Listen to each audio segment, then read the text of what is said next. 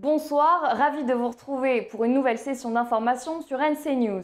Au sommaire du JT de ce lundi 29 novembre, focus sur le nouveau confinement allégé, début de la campagne officielle du référendum et un point météo. Depuis ce matin, la Nouvelle-Calédonie est entrée en phase de nouveau confinement allégé. Alors, qu'est-ce qui a changé?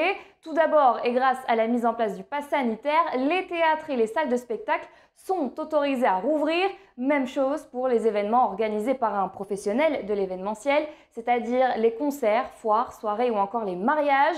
Retour également des compétitions sportives, mais sans public et avec pass sanitaire.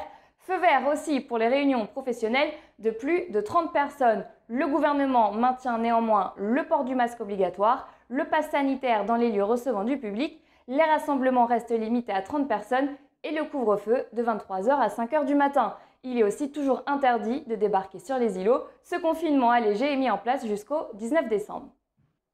Aujourd'hui signe également le lancement officiel de la campagne pour le référendum, c'est-à-dire que les différents groupes officiels sont autorisés à communiquer sur les supports audiovisuels et leur temps de parole comptabilisé. Comme il l'avait annoncé, les 4 groupes indépendantistes ne prendront pas part à cette campagne officielle qui dure 2 semaines. Ce week-end était placé sous le signe de la solidarité. Les Calédoniennes et les Calédoniens ont été généreux déjà avec la société Saint-Vincent-de-Paul qui a organisé sa collecte annuelle puisqu'au total 1,5 tonnes de dons ont été récoltés. Succès également pour la 3e collecte de la Banque alimentaire de Nouvelle-Calédonie qui était présente dans 5 enseignes de Nouméa, Bourail et de la province Nord. Sortez vos parapluies, l'ensemble de la Nouvelle-Calédonie est placé en vigilance jaune jusqu'à demain mardi par Météo France.